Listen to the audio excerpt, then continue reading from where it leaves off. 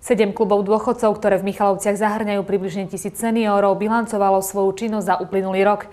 Špecifikom týchto výročných schôdzí bolo, že si počas nich volili aj nové samosprávy. Kluby dôchodcov v Michalovciach môžu fungovať hlavne vďaka svojmu zriaďovateľovi.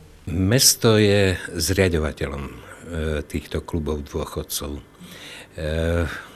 Od roku 2009, keď vyšiel nový zákon o sociálnych službách, číslo 448 z roku 2008, tak kluby dôchodcov sú považované ako za denné centra. Mesto hradí alebo zabezpečuje priestory pre kluby dôchodcov a hradí médiá.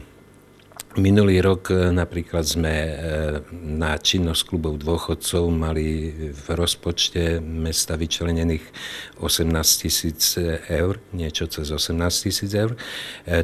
Na tento rok je to cez 21 000 eur. Táto finančná dotácia na činnosť klubov bola upravená hlavne z dôvodu, že mesto nechcelo znížiť doterajšiu úroveň činnosti v nich organizovaných dôchodcov. S tým, že tieto kluby dôchodcov sú rozmiestnené v meste tak, aby v každej lokalite mali možnosť členovia klubov dôchodcov sa zúčastňovať rôznych aktivít, ktoré tieto kluby organizujú.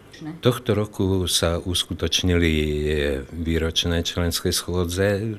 Dá sa im hovoriť aj hodnotiace.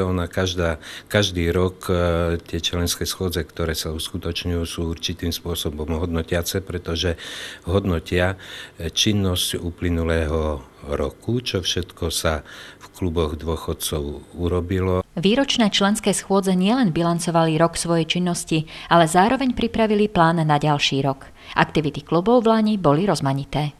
Jeden z tých 7 klubov dôchodcov je zameraný na kresťanské aktivity, viac menej účasť na rôznych putiach kresťanských a obhliadka cirkevných objektov.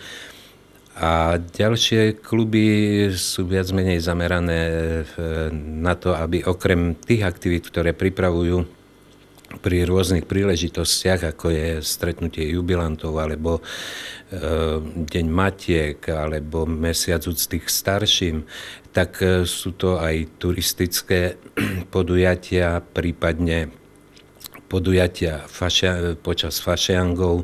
A zda najväčšej obľúbe u seniorov sa tešia pobyty v zahraničných termálnych kúpeľoch, ale aj časté poznávacie pobyty v rámci Slovenska. Práve na tieto okrem dôchodcov finančne prispieva aj mesto ako zriaďovateľ, čo účastníci výročných členských schôdzí nezabudli zdôrazniť.